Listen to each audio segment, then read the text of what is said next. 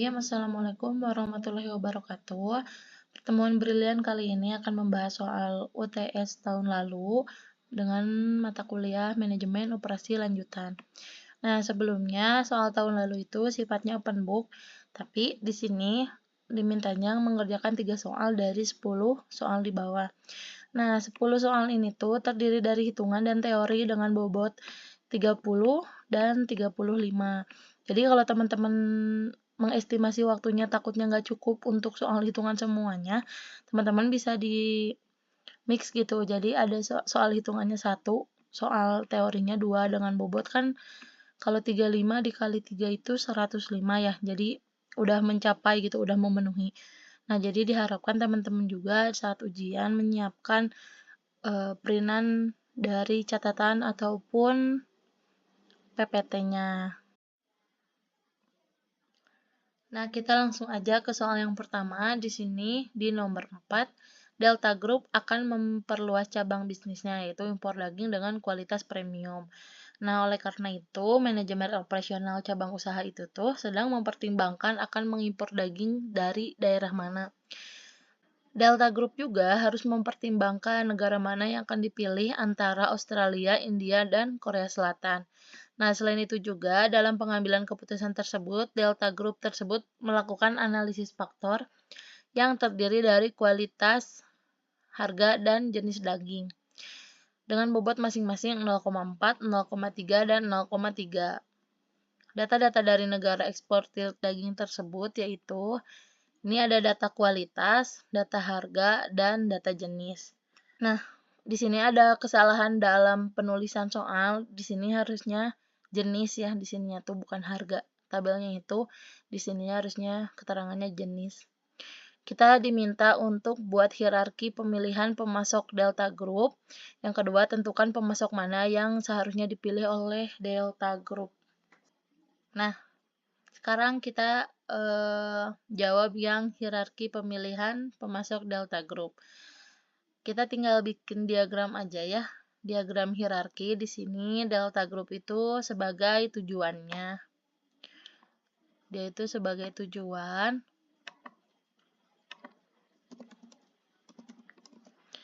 Nah, kalau yang ini namanya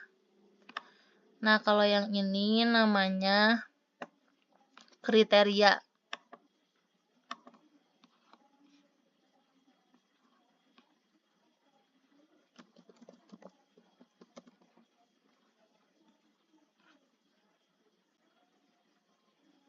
Nah, kalau yang ini dinamakan dengan alternatif.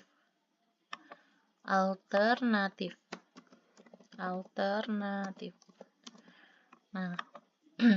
sesudah menentukan ini semuanya ya, lihat garisnya, ini ke semuanya Delta Group, ke kualitas, ke harga dan jenis ke Australia, India, Korea, harga ke Australia, India, Korea, dan kualitas juga ke Australia, India, dan Korea.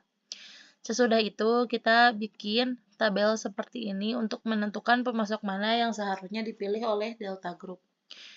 Nah, yang pertama kita bikin dulu tabel kualitas.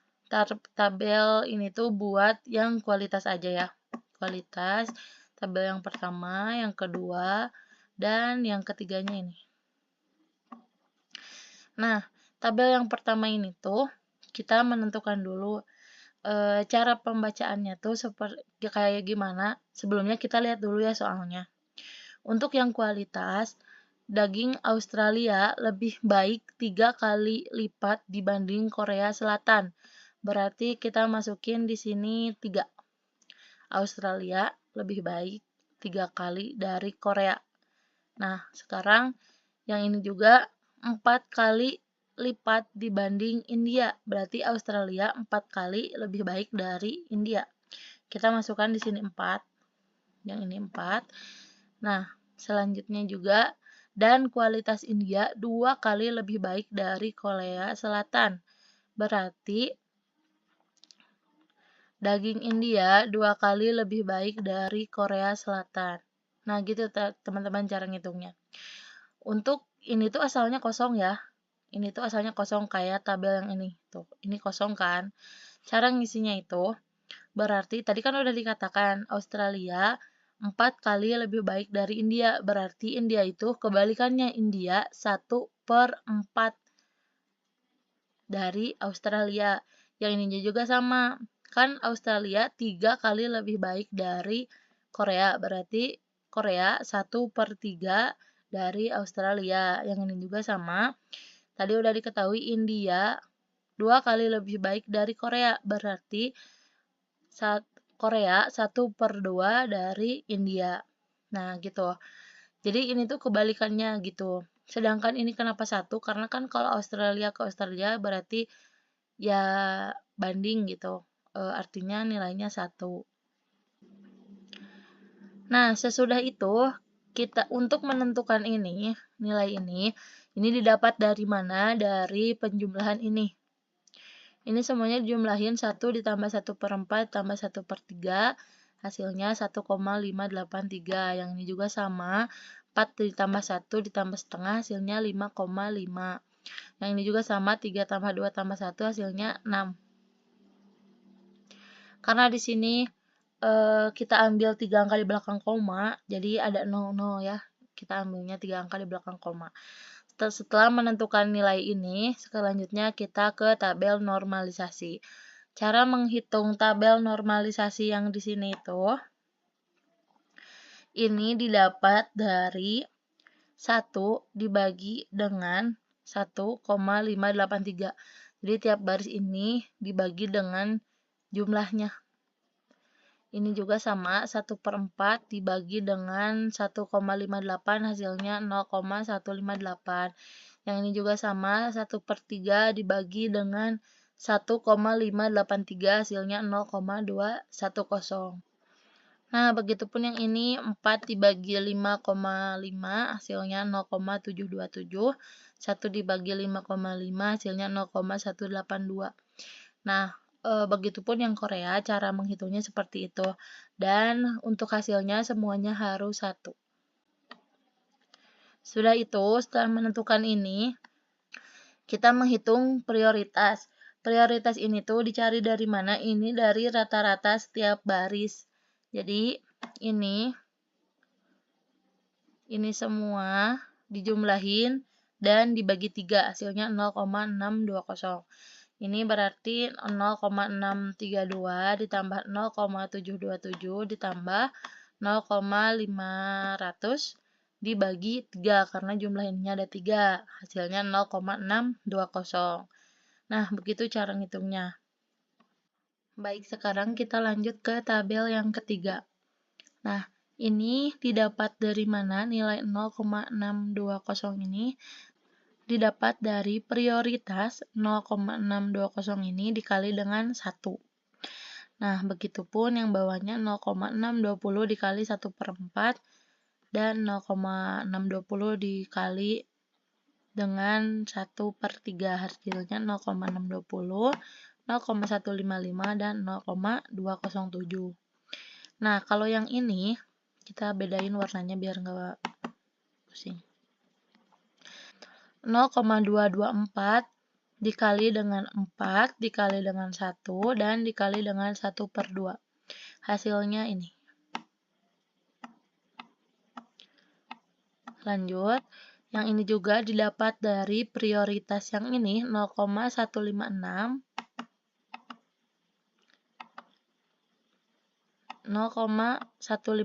dikali dengan 3 dikali dengan 2 dikali dengan 1, hasilnya ini 0,468, 0,312, 0,156. Sesudah itu kita menjumlahkan. Nah, jumlah ini tuh didapat dari 0,620 ditambah 0,896 didapat dari 0,620 ditambah 0,896 ditambah 0,468. Hasilnya 1,984. Yang ini juga sama, 0,155 ditambah ini, hasilnya 0,691. Yang Korea juga sama, 0,207 ditambah 0,112 ditambah 0,156, hasilnya 0,475. Sesudah itu, kita menghitung VK. VK ini tuh rumusnya ini. Jumlah dibagi dengan prioritas. Jumlah yang ini 1,984 dibagi dengan 0,620. Nah, yang ini juga sama 0,691 dibagi dengan 0,224. Yang ini juga sama 0,475 dibagi dengan 0,156. Hasilnya ini. Sesudah menghitung VK, kita menghitung lambda.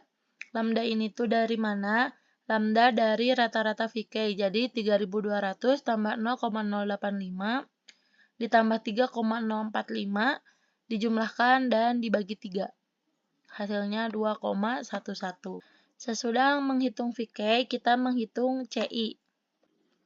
Nah, sekarang kita mencari CI. CI itu rumusnya ini lambda dikurangi N per N min 1. Lambdanya itu 2,11 dikurangi N-nya berapa? N-nya ada 3 karena Australia, India, dan Korea. Per N min 1 berarti 3 dikurangi 1. Hasilnya itu min 0,455. Sesudah mencari CI, kita menentukan CR. CR itu rumusnya CI per RI yang ini. CI-nya itu min 0,455 dan RI-nya itu nanti teman-teman dikasih sama dosennya tabel RI atau enggak nanti cari di internet tabel RI. Nah, ini aku udah punya tabel RI-nya. Untuk ukuran matriksnya 3, berarti nilai IR atau RI-nya itu 0,58. Berarti tinggal dibagi min 0,455 dibagi 0,58. Hasilnya min 0,784. Kita lanjut. Nah, yang ini juga sama cara ngitungnya kayak tadi. Kan tadi kita ini yang kualitas. Sedangkan tadi ada 3, ada kualitas, harga, dan jenis. Nah, kalian ngitung satu-satu. Tadi ini sampai tabel kualitas. Ini yang harga juga caranya sama seperti tadi. Dan yang jenis caranya juga sama seperti tadi. Setelah menghitung 3 kriteria tersebut, sekarang kita ke tabel prioritas kriteria. Nah, di sini tabel prioritas kriteria itu terdiri dari ini ya, ini tuh bobot yang tadi udah diketahui di soal. Tadi bobot di kualitas itu 0,4, di harga 0,3, dan di jenis itu 0,3. Nah, sekarang ini didapat dari mana? Nilai 0,620, 0,224, 0,156. Ini didapat dari setiap prioritas. Nah, kita balik lagi ke prioritas yang kualitas. Prioritas yang kualitas itu yang ini. 0,620, 0,224, dan 0,156. Kita simpan di sini. Nah, yang ini juga dari prioritas yang harga yang ini. 0,490, 0,198, 0,312. Hasilnya dimasukkan di sini. Nah, ini juga sama, yang jenis diambil dari prioritas yang jenis, yang tabel jenis yang ini. 0,539, 0,297, dan 0,164. Dimasukkan ke sini. Setelah itu, kita menghitung ini. Ini didapat dari mana? Dari perkalian. Kita kalikan 0,4 dikali dengan 0,620 hasilnya 0,248. 0,4 dikali 0,224 hasilnya 0,89. Yang ini juga sama, 0,156 dikali dengan 0,4 hasilnya 0,062. Nah, yang ini juga sama, bobot ini dikalikan dengan ini semua, nanti hasilnya taruh di sini. Nah, setelah menentukan menghitung semuanya, kita jumlahkan 0,248 ditambah 0,147 ditambah 0,162. Hasilnya ini.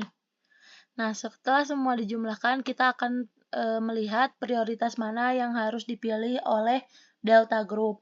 Karena ini nilai yang paling gede di Australia, berarti Delta Group harus memprioritaskan ini menjadi prioritas pertama. Pilihan keduanya ada di India dengan nilai 0,237 dan prioritas ketiganya itu ada di Korea dengan nilai 0,205. Jadi berdasarkan prioritas kriteria, pemasok yang seharusnya dipilih oleh Delta Group itu yaitu yang dari Australia dengan nilai tertinggi yaitu 0,557. Ke soal nomor 5 di sini, Gamma adalah perusahaan yang memproduksi skuter anak. Nah, berikut adalah permintaan skuter selama 6 periode. Di periode pertama ada permintaan sebanyak 4.000, periode kedua 2.910, di periode ketiga 3.325, di periode keempat 2.180, di periode kelima 4.150, dan di periode keenam 5.800. Nah, di sini juga Gamma ini memiliki 18 karyawan. Setiap karyawan rata-rata dapat membuat satu skuter per jamnya dan dibayar $3 per jam. Dalam satu hari, karyawan bekerja selama 8 jam. Nah, perusahaan memiliki kebijakan andaikan dilakukan overtime, hanya dapat dilakukan maksimal 2 jam setiap harinya dan dibayar $4 per jam. Nah, ini gaji setelah kalau ada overtime, tapi kalau nggak ada overtime gajinya $3 per jam. Nah, jika terjadi pemecatan dan penerimaan pegawai, biayanya adalah $25 per orang dan $20 per orang. Biaya produksi skuternya itu $35 per unit dengan biaya simpannya 2% dari biaya produksi. Nah, biaya subcontracting sebesar $40 per unit dan biaya back order sebesar $38 per unit. Di sini kita diminta menghitung biaya agregat planning method. Yang pertama ada level workforce with subcontracting strategi, ini untuk NPM ganjil, sedangkan untuk NPM genapnya itu pakai back order strategi. Sebenarnya nanti teman-teman tinggal sesuaiin sama NPM-nya ya. Tapi kita akan bahas semuanya. Nah, sebelum masuk ke subcontracting strategi ataupun back order strategi, teman-teman harus bikin dulu yang change strateginya ini untuk menentukan ke level workforce with subcontracting ataupun back order. Nah, change strategi itu di sini aku udah terterain juga ya yang ini untuk keterangan di soalnya biar nanti kita nggak bolak-balik ke soal. Di sini kalian harus bikin tabel dulu dan nanti ketika ujian diharapkan pakai penggaris ya biar rapi gitu tabelnya. Tabelnya itu terdiri dari resource, cost, dan total. Resource ada regular workers, overtime, unit produce, dan lain-lain. Cost-nya juga ada regular time, overtime, production, hire layoff, subcontracting, dan yang lainnya. Sekarang cara yang pertama, kita masukkan dulu jumlah permintaan di cell forecasting. Jumlah permintaannya tadi udah ada di soal. Yang ini di periode pertama sebanyak 4.000, periode kedua sebanyak 2.910 dan sebagainya. Kita masukkan di sini di cell forecasting 4.000, 2.910, 3.325, 2.180, 4.150, 5.800. Ditotalin jumlahnya 22.365. Nah, sesudah menghitung self forecasting, kita mengisi juga unit produknya. Kalau di change strategi itu ketika ada permintaan segitu, kita juga memproduksi segitu. Nah, di sini unit produknya berarti disamain sama self forecasting dan totalnya juga pasti sama. Langkah yang ketiga, kita menghitung regular workers. Nah, regular workers ini tuh dari mana? Sebelumnya kita kan udah mengetahui ya, kita punya 18 karyawan dan 8 jam kerjanya. Nah, 18 orang dikali 8 jam sama dengan 144. Nah, 4.000 dibagi dengan 144, hasilnya 28. Begitupun yang ini, 2.910 dibagi 144, hasilnya 21. Yang ini juga sama, 3.325 dibagi 144 hasilnya 26. Nah, begitupun seterusnya sampai ke periode 6. Sesudah itu, subkontraktingnya nggak ada, kosong ya, karena kita nggak menghitung, inventory-nya juga kosong, dan back order atau loss order-nya juga nggak ada. Nah, setelah mengisi tabel di atas, kita mengisi yang bagian cost-nya. Pertama-tama kita menghitung dulu regular time-nya. Nah, regular time-nya itu dari mana? Dari regular workers dikali gaji tanpa lembur. Nah, berarti 28 dikali gajinya itu yang ini. Dibayar $3 per jam. Kan tadi kalau ada overtime tuh bayarannya jadi $4. Tapi ini mah karena tanpa lembur berarti jadi 28 dikali 3. Hasilnya 84. Begitupun yang ini 21 dikali 3 hasilnya 63. 24 dikali 3 hasilnya 72 dan seterusnya. Cara perhitungannya sama. Sesudah menentukan regular time, ini overtime-nya kosong. Nah, kita mengisi yang production. Production ini tuh dari mana? Dari unit produce dikali biaya produksi. Nah, unit produksinya itu tadi 4.000 dikali biaya produksinya itu 35. Nah, berarti 4.000 dikali 35 hasilnya 140.000. Yang ini pun sama 2.910 dikali 35 hasilnya 101.850. Yang ini juga sama 3.325 dikali 35 hasilnya 116.375 dan seterusnya. Sesudah menghitung production, sekarang kita menghitung hire layoff. Cara menghitung hire layoff ini tuh, kita tadi kan udah diketahui ya di sini kita memiliki karyawan sebanyak 18 karyawan. Nah, awalnya kita mempunyai 18 karyawan, tetapi di sini kita membutuhkan 28 karyawan. Berarti kita harus meng-hire karyawan sebanyak 10 orang. Hire itu penerimaan, sedangkan layoff itu pemecatan ya. Nah, di sini kita hanya punya 18, sedangkan di sini kita membutuhkan karyawan sebanyak 28 orang. Berarti kita harus merekrut sebanyak 10 orang. Nah, untuk merekrut 10 orang ini tuh kita dibutuhkan biaya sebesar $20 per orangnya. Berarti $20 per orang dikali 10 dengan jumlah $200. Begitupun seterusnya.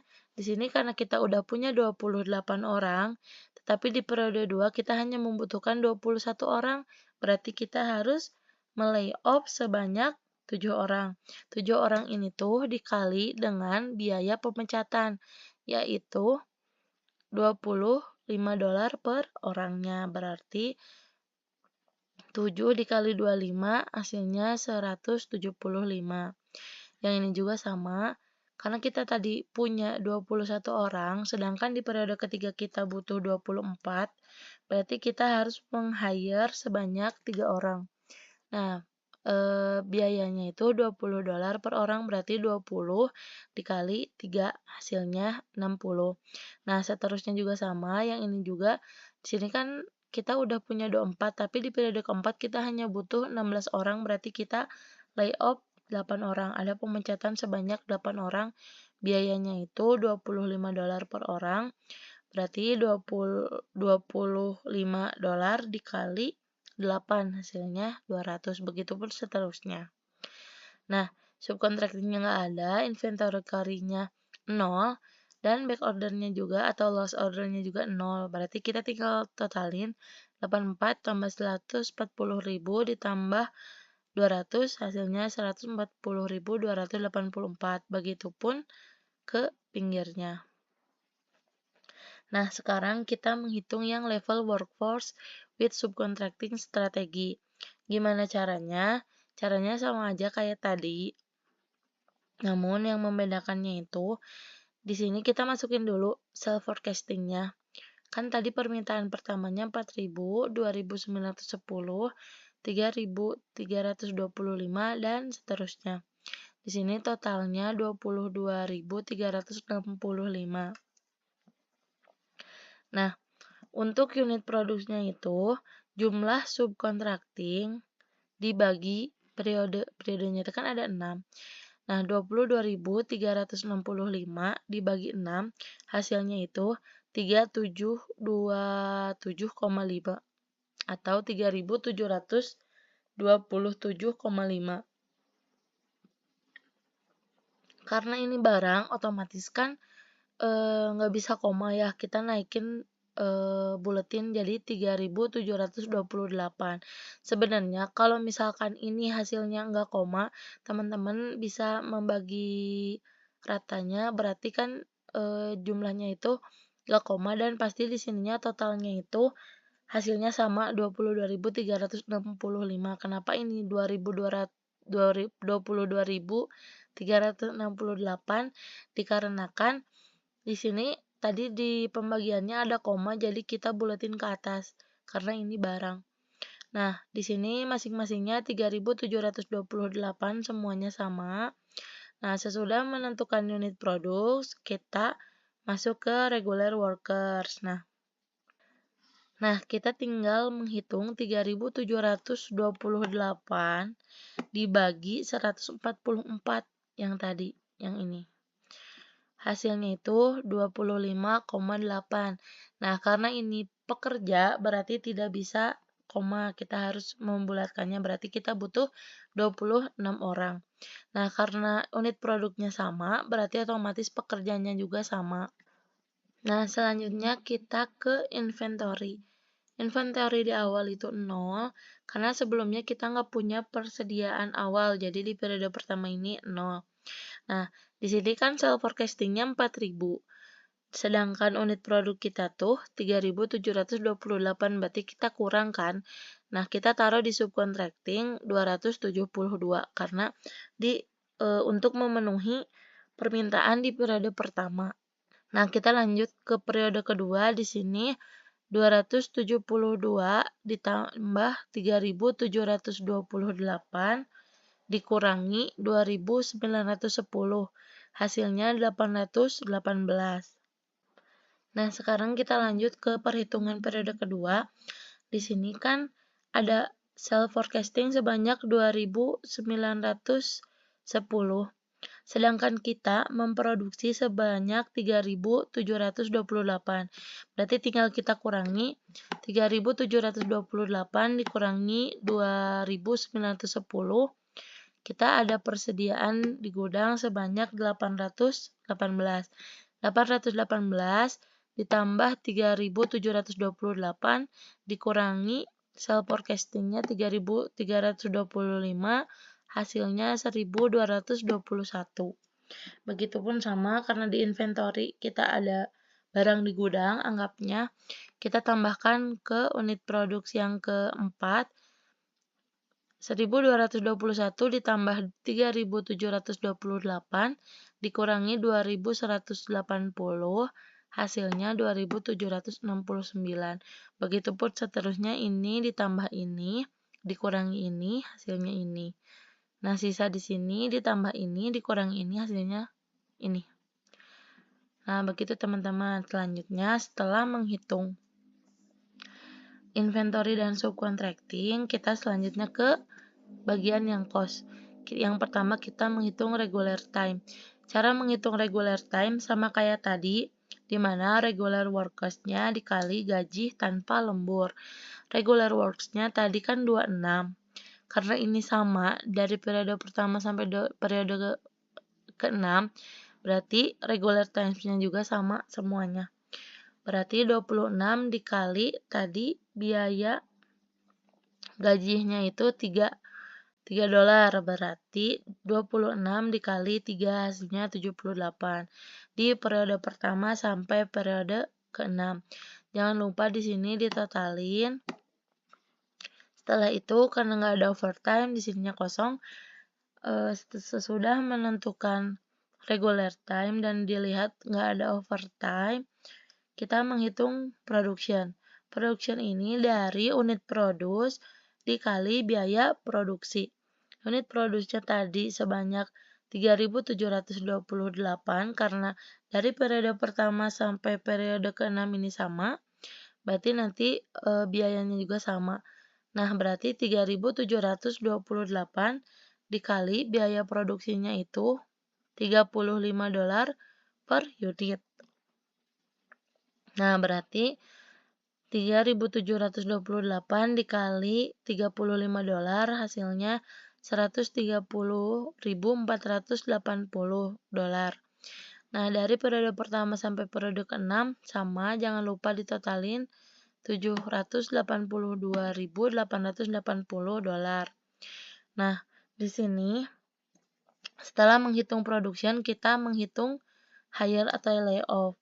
Nah, karena tadi kan kita pegawainya cuma ada 18, sedangkan di sini kita membutuhkan 26 pegawai, berarti kita meng-hire sebanyak 8 orang. Nah, karena kita harus meng-hire 8 orang, berarti ada biaya penerimaan orang sebanyak $20 per orang. Berarti tinggal kita kalikan 8 orang dikali $20 hasilnya $160. Nah, karena dari periode pertama sampai periode ke-6 ini stabil, tidak ada penambahan atau pengurangan karyawan, otomatis di sini dikosongkan. Karena kita cuma melakukan hire sebanyak 1 kali di periode pertama. Di sini jumlahnya dimasukkan sebesar $160. Sehabis itu kita menghitung subcontracting. Kita melakukan subcontracting ini di sini. Nah, biayanya tadi udah diketahui. Biaya subcontracting ini tuh $40 per unit. Berarti tadi kita melakukan subcontracting sebanyak 272 unit. Tinggal dikalikan 272 unit dikali 40 unit. Hasilnya 10.880. Karena kita cuma melakukan subcontracting sekali, berarti di sininya kosong. Nah, selanjutnya kita menghitung inventory carry. Inventory carry ini tuh inventory yang tadi kita lakukan dikali biaya simpan. Nah, di sini biaya simpannya itu 2% dari biaya produksi. Berarti 2% dikali $35 hasilnya 0,7. Nah, tinggal kita kalikan, berarti 818 dikali 0,7 hasilnya 572,6. Begitupun yang ini 1221 dikali 0,7 hasilnya 854,7. Begitupun seterusnya. Yang ini. Nah, setelah menghitung semuanya, kita jumlahin dan lihat totalannya. Di sini 78 ditambah 130.480 ditambah 160 ditambah 10.880 hasilnya 141.598. 141.598. Begitupun seterusnya. Yang ini juga ditotalin. Nah, biar mengkoreksi perhitungan kita benar, yang ini dan yang ini jumlahnya harus sama 799.589. Begitu. Nah, tadi kan kita udah hitung level workforce-nya itu pakai subcontracting. Sekarang kita pakai yang back order strategi. Sebenarnya caranya sama aja. Tadi kan self forecast-nya sama kayak tadi. Kalau buat unit produk nanti dari totalan self forecasting-nya itu dibagi periodenya, dibagi rata. Nah, habis itu regular workers-nya juga sama, 26, caranya sama kayak tadi. Pembedanya itu di inventory.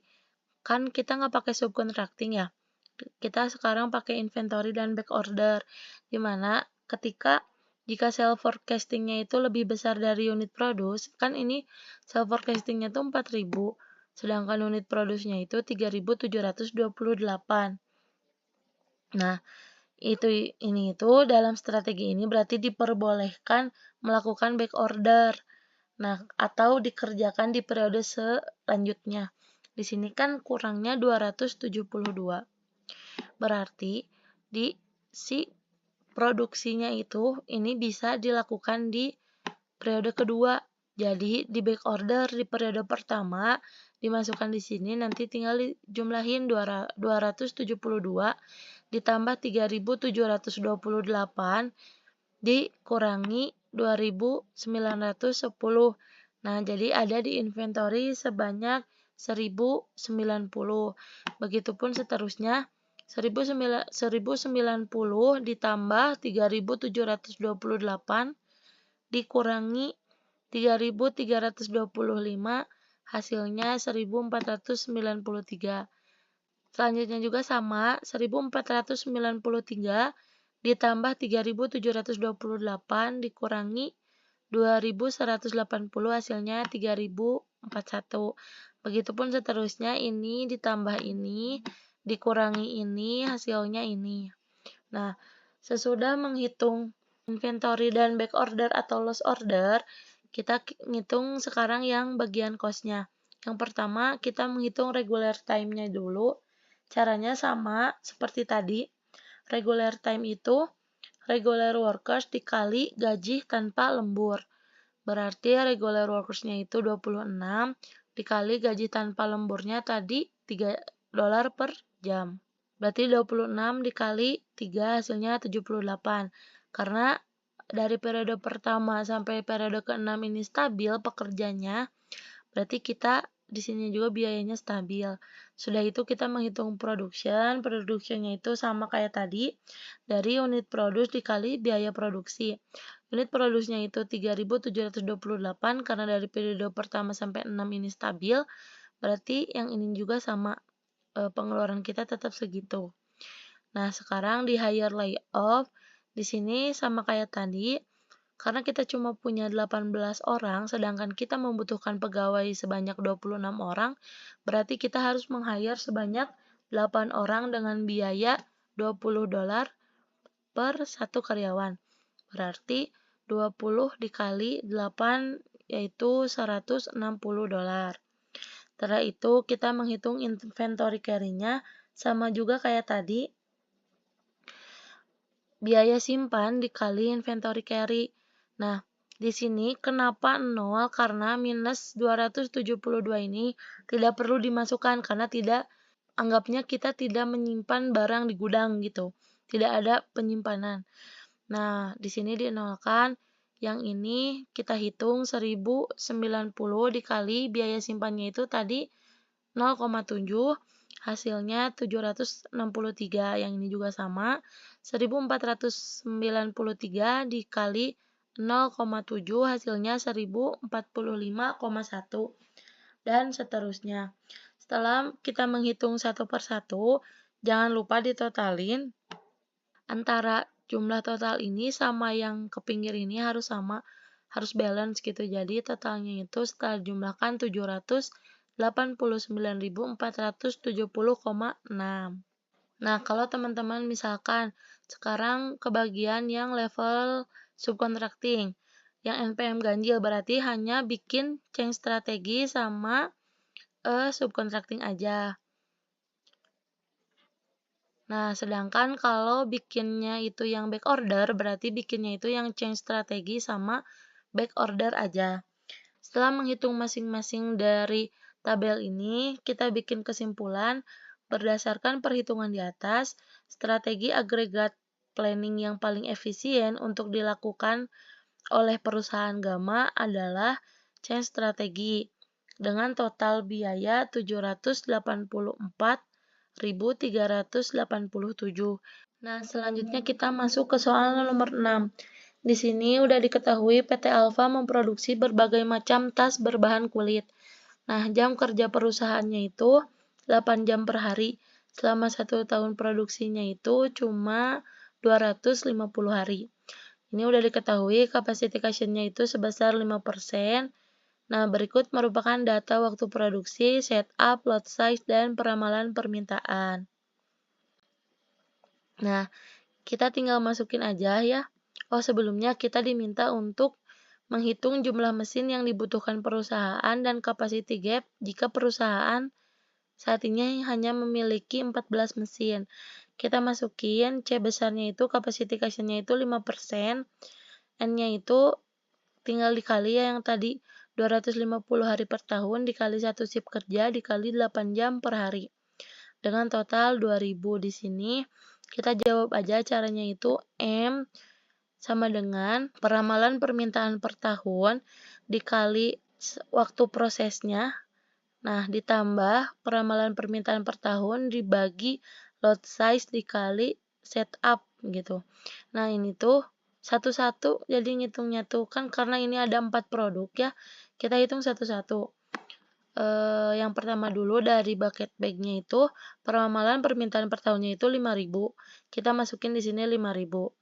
Nah, 1,3-nya ini dari waktu proses, yang ininya juga sama dari peramalan permintaan unitnya, yang ininya dari lot size, dan yang ininya itu dari setup. Nah, ini udah aku tandain kalau yang merah-merah itu dari peramalan permintaan, kalau yang biru dari waktu proses, yang hijaunya itu dari lot size, yang kuning dari setup. Jadi biar nggak bingung gitu.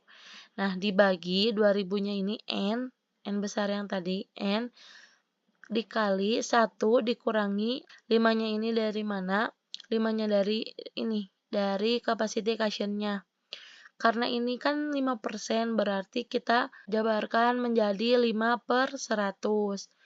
Nah, hasilnya itu 37.775,5 dibagi 1.900. Sama dengan 19,88 atau 20 mesin. Karena ini mesin berarti kita dibulatkan ya ke atas. Nah, untuk keterangannya, mesin jahit yang dimiliki PT Alfa saat ini tuh hanya 14 mesin. Sedangkan mesin yang dibutuhkan untuk memenuhi permintaan konsumen itu sebanyak 20 mesin. Nah, sehingga mesin yang dimiliki perusahaan ini tidak mampu memproduksi sesuai dengan permintaan konsumen. Kapasitas PT Alfa sedang diperluas dan tidak lagi memiliki capacity 5% yang diinginkan dengan 15 mesin. Ini harusnya 14 mesin ya teman-teman, karena tadi kita diketahuinya si PT Alfa ini cuma punya 14 mesin. Ini ada salah penulisan. Nah, karena tidak ingin layanan konsumen menunggu lama, manajemen memutuskan untuk menggunakan lembur sebagai solusi jangka pendek untuk menangani pesanan yang lewat jatuh tempo atau menggunakan back order. Nah, dan apabila permintaan terus meningkat, maka sebaiknya perusahaan menambah mesin baru sebanyak 6 mesin ya, ini ada salah penulisan, sebagai solusi jangka panjang. Mungkin dicukupkan sekian untuk pertemuan kali ini. Mungkin untuk teman-teman yang apabila ada yang belum paham atau mau menanyakan sesuatu, silakan di grup Brilian nanti atau enggak hubungi PIC Briliannya. Wabillahi taufiq wal hidayah. Wassalamualaikum warahmatullahi wabarakatuh.